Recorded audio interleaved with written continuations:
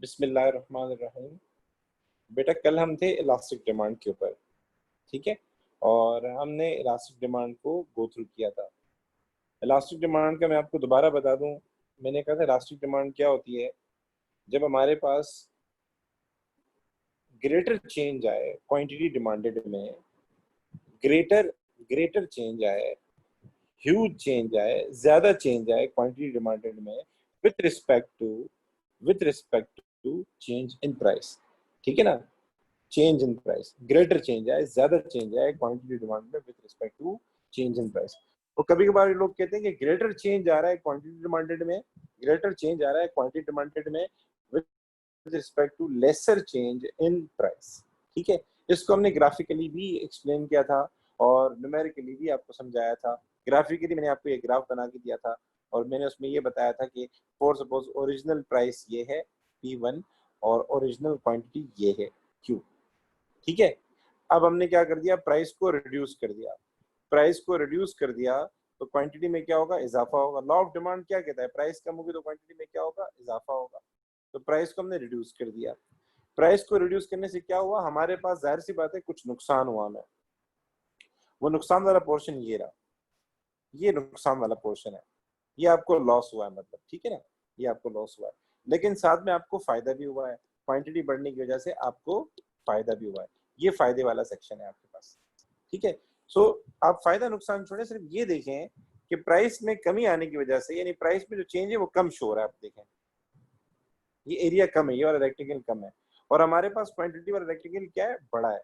मतलब change in price का angle आपको कम शो रहा होगा और चेंज इन क्वांटिटी का एंगल आपको बड़ा शो रहा होगा। इसको हम क्या कहते हैं, इसको हम कहते हैं इलास्टिक डिमांड कहते हैं। कि जब भी क्वांटिटी में ज्यादा चेंज आए और हमारे पास प्राइस में इतना खास, प्राइस में कम चेंज आने पर क्वांटिटी में ज्यादा चेंज आए, इसको हम क्या कहते हैं, इलास्टिक डिमांड कहते हैं। यहाँ तक मेरी बात क्लियर है, समझना बेटा जी। अच्छा जी सर, वो कौन सी गुड्स होती हैं जिनमें जिनकी डिमांड जो है वो इलास्टिक हो सकती है, जिनके सब्स्टिट्यूट ज्यादा हो। ऐसी गुड्स जिनके मार्केट में सब्स्टिट्यूट्स ज्यादा हो। आप मोबाइल लेने जाते हैं, रियलमी मोबाइल लेने जाते हैं, विवो लेने जाते हैं, ओप्पो लेने जाते हैं, सैमसंग लेने जाते हैं, आईफोन थोड़ा साइडलाइन कर दें, वो थोड़ा सा फिर अच्छी क्वालिटी में आ जाता है। तो अगर आप इनकी क्वालिटी देखें, ओप्पो की, रियलमी की, विवो की, सैमसंग की, तकरीबन करीब करीब है, ठीक है। तो हम कह सकते हैं कि इनकी डिमांड, इनकी गुड को कभी इलास्टिक मत कहना। ये मत कहना कि मोबाइल इलास्टिक है, आप उसकी डिमांड को कहना, डिमांड को। इन मोबाइल की जो डिमांड है वो क्या कहलाएगी, इलास्टिक कहलाएगी। सर कोई और एग्जांपल में अगर हम बात करते हैं, हमारे पास अगर आप बात कर लें इसकी, ये जो कपड़े वगैरह जो गारमेंट यूज करते हैं, जैसे आपके पास गुल अहमद हो गया, अल करम हो गया, खादी हो गया, कपड़े हो गया, ये सब्सिट्यूट्स मार्केट में ज्यादा है, ठीक है। मार्केट में इनके सब्सिट्यूट ज्यादा है, तो इनकी डिमांड क्या है, इलास्टिक है हमारे पास। सर और क्या एग्जांपल आ सकती है, जहां आपके पास ऑप्शंस बहुत ज्यादा हो, मार्केट में आपके पास ऑप्शंस बहुत ज्यादा हो, ठीक है ना।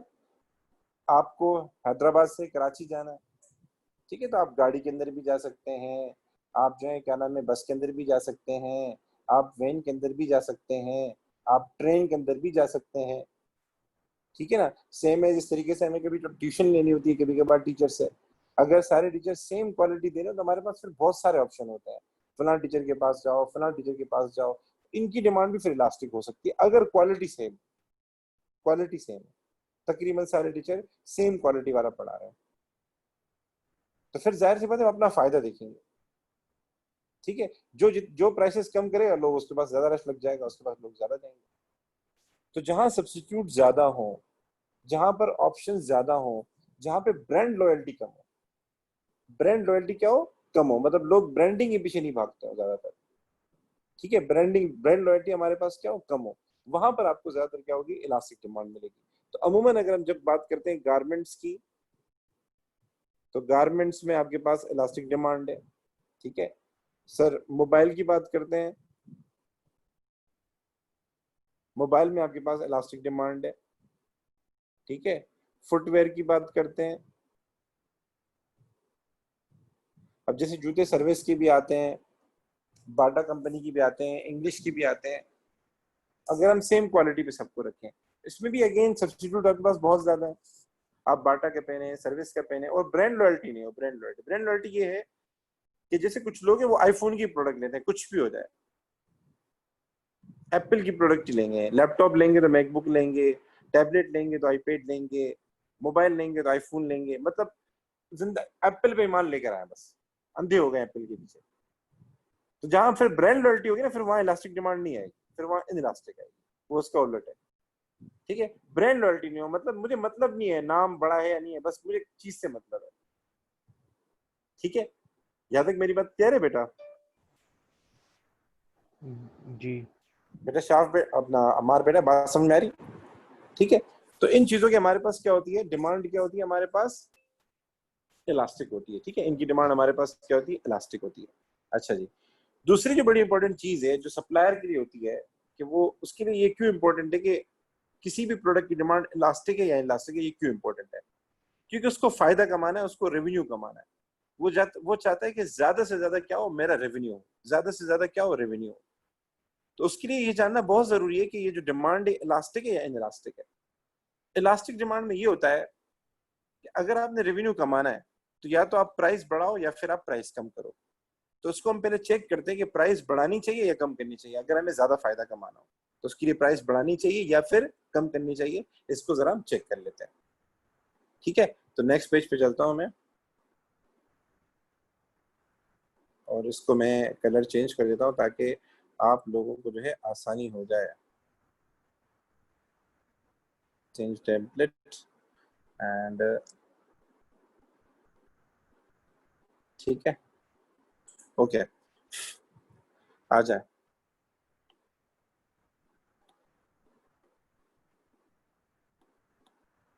और ये हो जाएगा ब्राउन। ठीक है,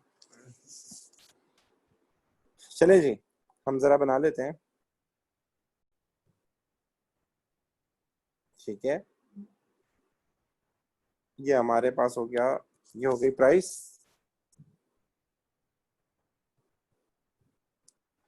और ये हमारे पास हो गई क्वांटिटी। ठीक है, और हम पढ़ रहे हैं इनलास्टिक डिमांड पढ़ रहे हैं। इनलास्टिक डिमांड में क्या होता है, डिमांड कर्व फ्लैट होती है और उसका जो मुंह होता है ज्यादा तरफ एक्स एक्सिस की तरफ होता है, एक्स एक्सिस हॉरिजॉन्टल की तरफ होता है ज्यादा। ठीक है, सो हम डिमांड कर्व भी बना लेते हैं। ये मैंने एक डिमांड कर्व बनाई है। ठीक है, यहां तक मेरे साथ है? इनिशियली हमारे पास क्या है, प्राइस। इनिशियली हमारे पास प्राइस है ये वाली। ठीक है, इनिशियली हमारे पास प्राइस ये वाली है। मैं इस तरह की डायग्राम और भी बना लेता हूं ताकि मुझे फर्क समझाने में आसानी हो। Copy paste. ठीक है, अच्छा जी, ये इनइलास्टिक डिमांड है हमारे पास। ये दोनों हमारे पास क्या है, इनइलास्टिक डिमांड है। ऊपर वाली भी हमारे पास, सॉरी, इलास्टिक डिमांड है।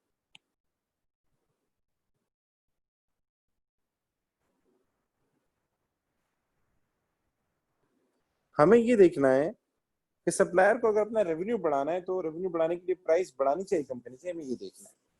तो ये हमारे पास पी है, ये हमारे पास क्यू है, ये हमारे पास पी है, ये हमारे पास क्यू है। जब रेवेन्यू फाइंड करते हैं ना, रेवेन्यू, जब भी बिजनेस अपना रेवेन्यू फाइंड करता है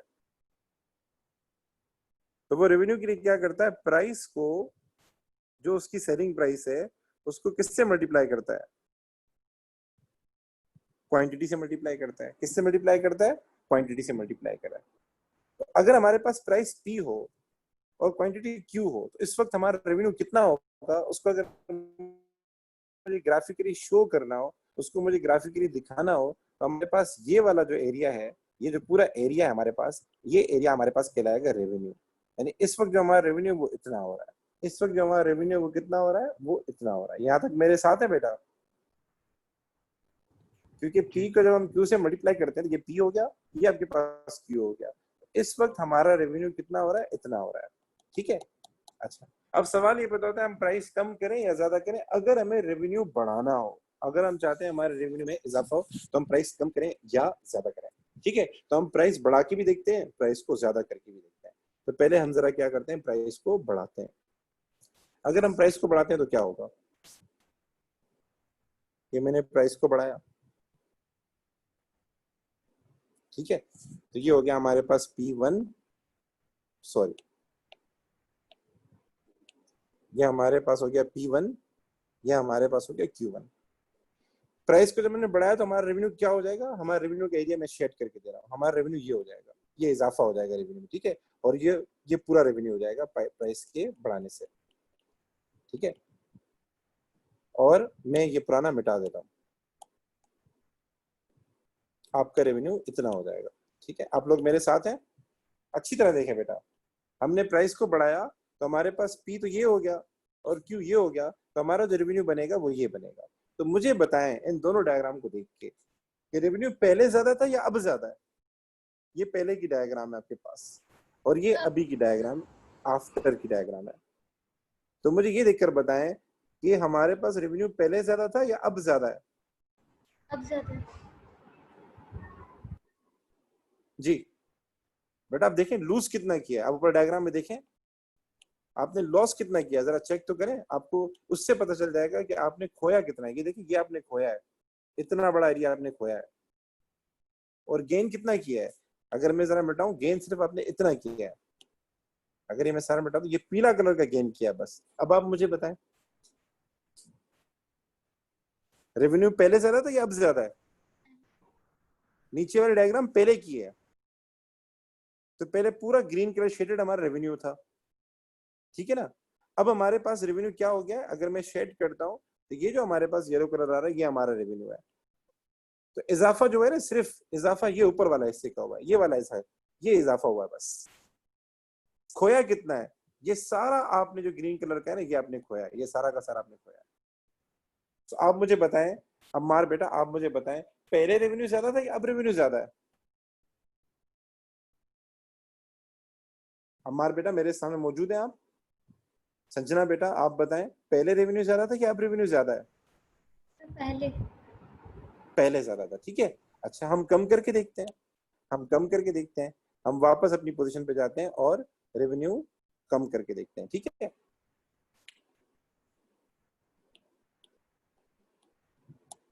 ठीक है, हम रेवेन्यू कम करके देख, प्राइस कम करके देखते हैं, ठीक है। हम प्राइस को कम करते हैं, अगर हम प्राइस को कम करते हैं तो क्या होगा, सॉरी,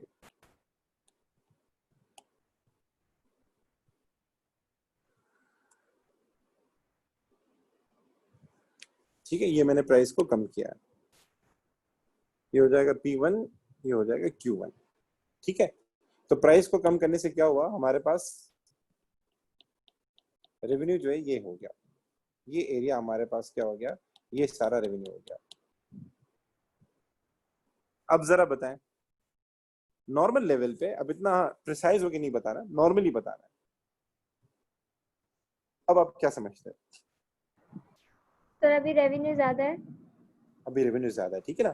तो ग्राफिकली हम ये देखते हैं कि जब हमारे पास डिमांड इलास्टिक होती है, जब हमारे पास डिमांड इलास्टिक होती है, जब लोग ज्यादा सेंसिटिव होते हैं, ज्यादा सेंसिटिव होते हैं, मतलब जैसे अल खादी हो गया, करा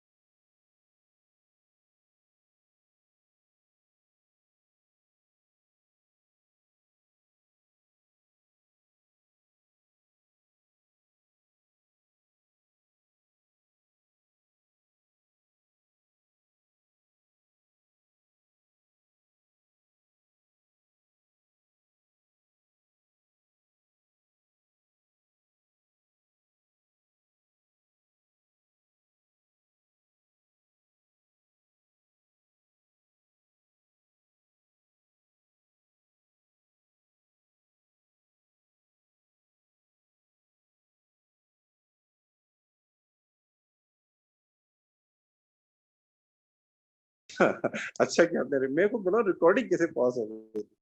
मैं खुद बोल रहा हूँ रिकॉर्डिंग कैसे? ओके बेटा, गुड गुड, चले माशाल्लाह।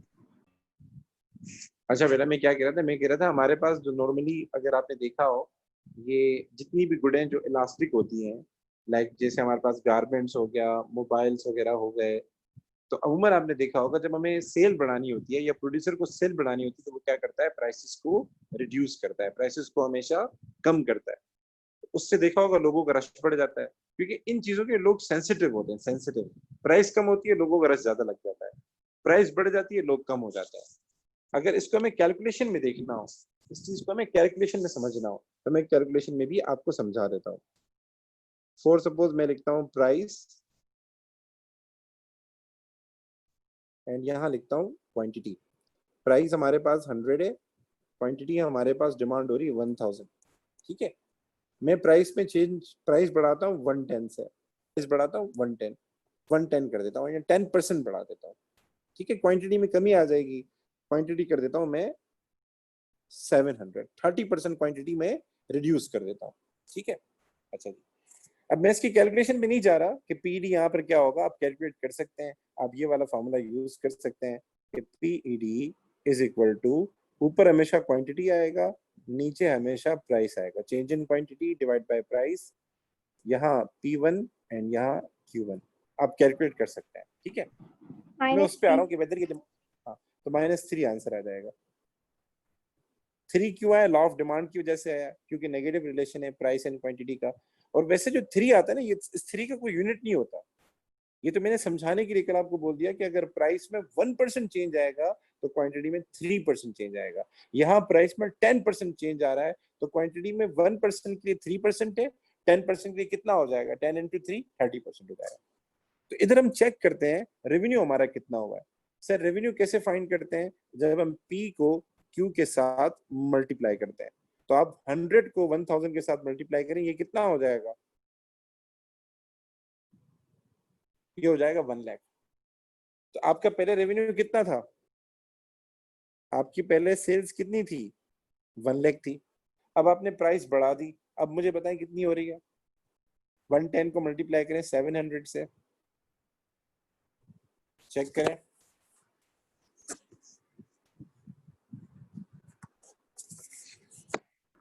77,000। 77,000। तो आप देखें, हमने प्राइस बढ़ाई, तो प्राइस बढ़ाने से क्या हुआ? क्वांटिटी में कमी आ गई, और क्वांटिटी में ज्यादा कमी आ गई, थोड़ी नहीं ज्यादा कमी आ गई। थोड़ी कमी आती कोई इश्यू नहीं होता, लेकिन ज्यादा आ गई।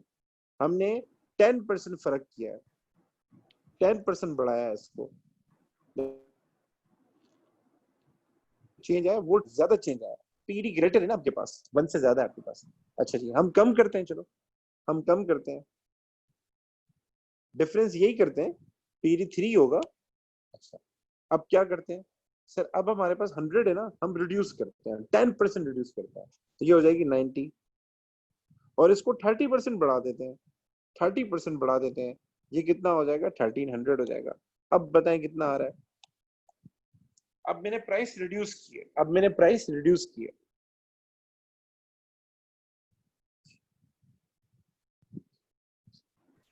1,17,000। 1,17,000 आपके पास देखा रेवेन्यू में इजाफा।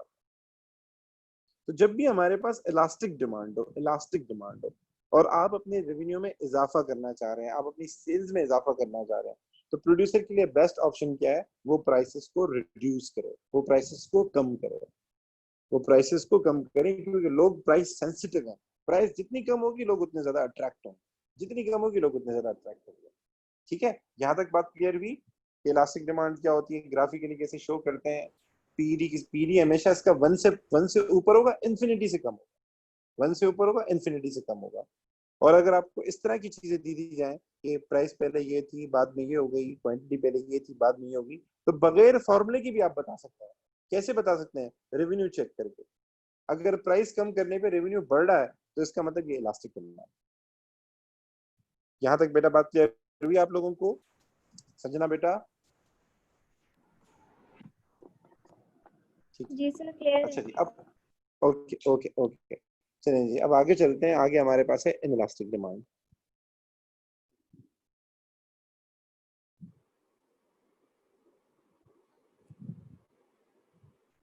ठीक है, इनइलास्टिक डिमांड क्या होती है, पहले इसकी डेफिनेशन को लिख लेते हैं। व्हाट इज इनइलास्टिक डिमांड, फिर इसको ग्राफिकली भी रिप्रेजेंट कर देते हैं और उसको हम शो भी कर देते हैं। इनइलास्टिक डिमांड हमारे पास होती है when there is lesser change, sorry,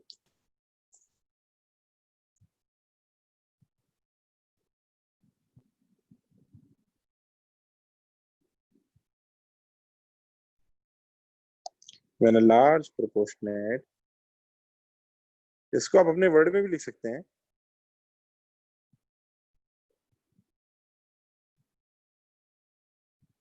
when a large proportionate change in price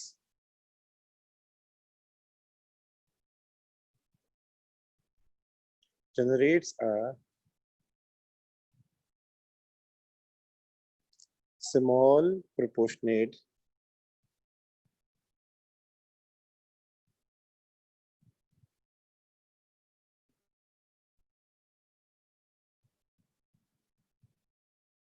change in quantity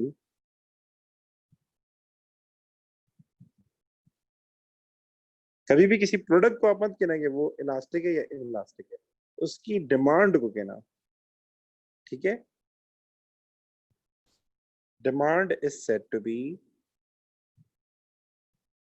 demand is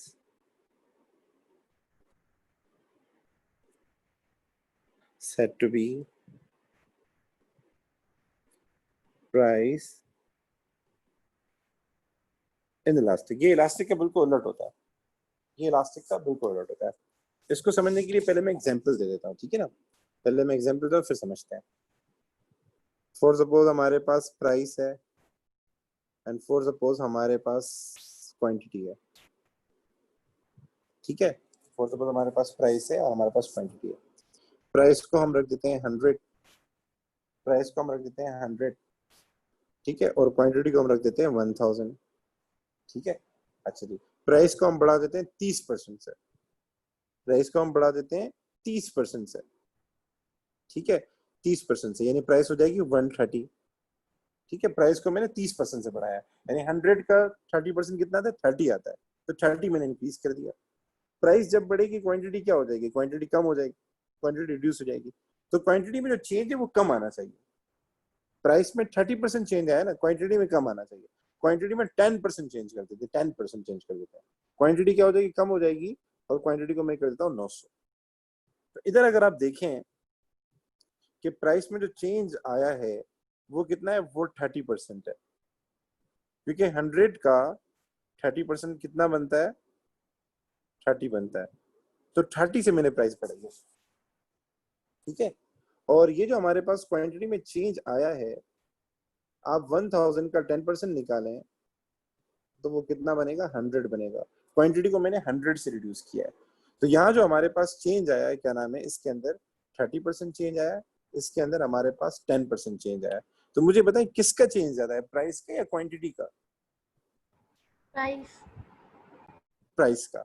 जब भी प्राइस का चेंज ज्यादा हो, जब भी न्यूमरेटर की जो परसेंटेज है वो ज्यादा हो, ठीक है, जब पीडी निकालते हैं तो ऊपर क्या लिखते हैं, percentage change in quantity demanded, और नीचे क्या लिखते हैं, परसेंटेज चेंज इन प्राइस। तो जब भी न्यूमरेटर का परसेंटेज ज्यादा आ रहा हो, जब भी प्राइस का परसेंटेज ज्यादा आ रहा हो, इसको हम क्या कहते हैं, इनइलास्टिक डिमांड कहते हैं। और जब इसको कैलकुलेट करेंगे तो इसकी वैल्यू हमेशा 1 से कम होगी, इक्विवेलेंट टू 1 नहीं होगी, 1 से कम होगी, ठीक है। इसको चेक भी कर लेते हैं, इसका पीडी भी मालूम कर लेते हैं। So PD is equal to, PD का फॉर्मूला हमने क्या सीखा था, ऊपर हमेशा क्यू आएगा, नीचे प्राइस आएगा, multiply by P1 original price and Q1 original quantity. इसको चेक कर लेते हैं।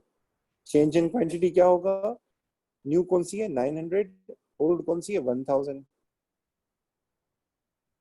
ठीक है। एंड प्राइस हमारे पास न्यू कौन सी है 130, ओल्ड कौन सी है 100, मल्टीप्लाई बाय ओल्ड प्राइस कितनी है 100, ओल्ड क्वांटिटी कितनी है 1000। इसको चेक करके बताएं कितना आंसर आया। 1/3।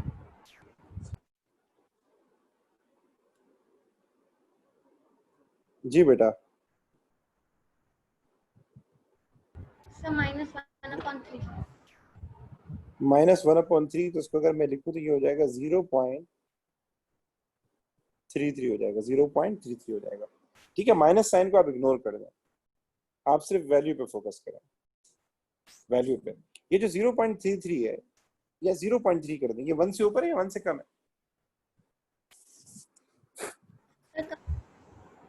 1 से कम है। जब भी पीईडी आपके पास 1 से कम आए ना, जब भी पीईडी आपके पास 1 से कम आए, तो इसको हम कहते हैं इनइलास्टिक डिमांड। फिर इनइलास्टिक डिमांड की भी दो किस्में हैं हमारे पास, एक होती है परफेक्टली इनइलास्टिक और एक होती है रिलेटिवली इनइलास्टिक। अगर हमारे पास पीईडी जो है ग्रेटर देन 0 हो, पीईडी ग्रेटर देन 0 हो और बिलो 1 हो, ठीक है ना? क्या मैं इसको गलत करके लिख रहा हूं?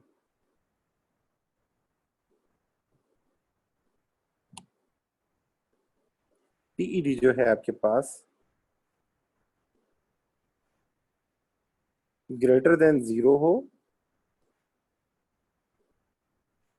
एंड बिलो 1 हो, एंड बिलो 1 हो, तो ये हमारे पास क्या कहलाता है? रिलेटिवली, हम जो पढ़ रहे हैं रिलेटिवली पढ़ रहे हैं, ठीक है ना? ये कहलाता है relatively in elastic demand, relatively in elastic demand, ठीक है ना? इसकी दो किस्में, इलास्टिक की भी दो किस्में, ठीक है ना? तो हमारे पास जब भी पीडी 0 से ऊपर हो, ठीक है, 0 से ऊपर हो और 1 से कम होना चाहिए, तो ये हमारे पास क्या कहलाएगा? ये कहलाएगा इनइलास्टिक डिमांड भी बोल सकते हैं, रिलेटिवली इनइलास्टिक भी बोल सकते हैं। अगर अगर ये 0 के करीब आ जाए ना, बिल्कुल इक्विवेलेंट टू 0 हो जाए, फिर तो परफेक्ट हो जाता है, वो एक अलग चीज है, वो एक अलग चीज है। तो बच्चे इसकी डेफिनेशन में ये वाली बात भी ऐड कर देते हैं आखिर में जाके यहाँ पे कि it's PED is below 1 and greater than 0। कभी भी आ जाए ना इनइलास्टिक डिमांड क्या है, इनइलास्टिक डिमांड क्या है, तो हमेशा हम ये कहते हैं कि इसके पीईडी की जो वैल्यू होती है वो हमेशा 1 से कम होती है एंड 0 से ज्यादा होती है। और इलास्टिक डिमांड में भी ये ख्याल कीजिएगा, आप वहां बोलिएगा ग्रेटर देन 1 होती है, इलास्टिक डिमांड की वैल्यू ग्रेटर देन 1 होती है और इन्फिनिटी से कम होती है, ये वाली बात वहां लिखिए। यहां तक बातें क्लियर है सारी कि पीडी कैसे कैलकुलेट हो रहा है, और क्या नाम है, डेफिनेशन के हवाले से बातें क्लियर है सारी की सारी?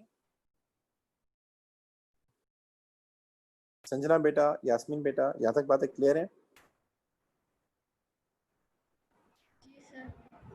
जी ओके, सर। जी ठीक है बेटा, ठीक है।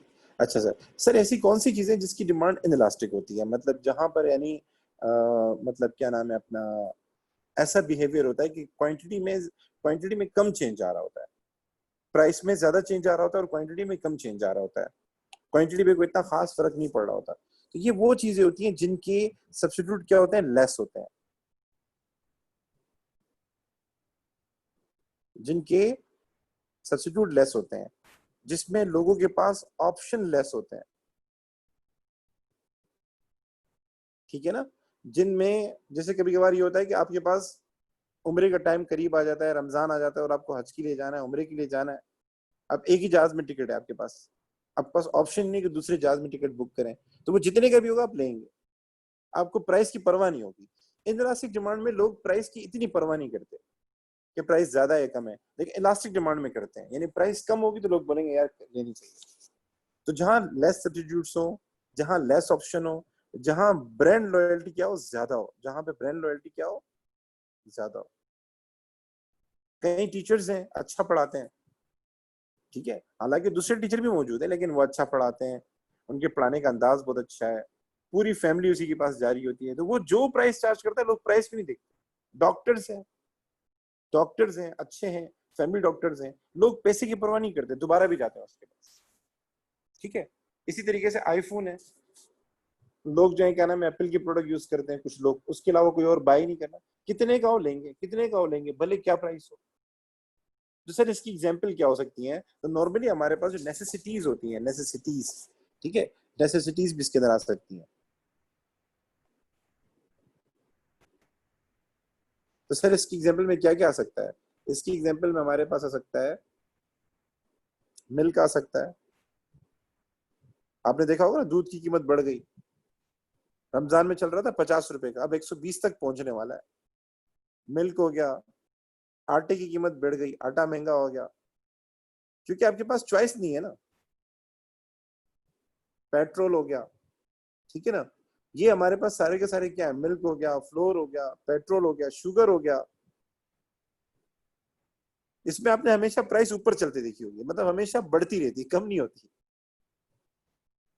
मुझे आज भी याद है, एक वक्त था शुगर 20 रुपए किलो मिलती थी, 20 रुपए किलो। अब कितने की मिल रही है? 85।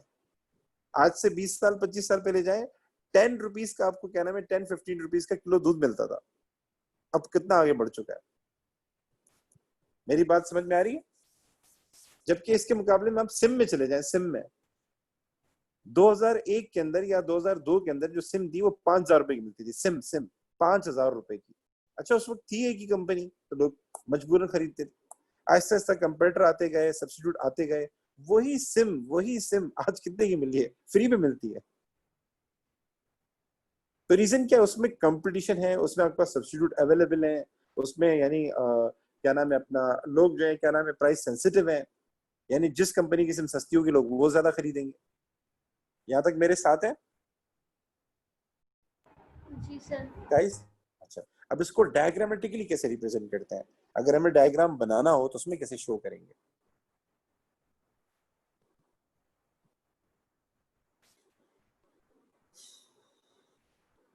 ये पेपर में ज्यादा आता है भाई, ये इलास्टिक इलास्टिक, तो उसको अच्छे तरीके से पढ़िएगा।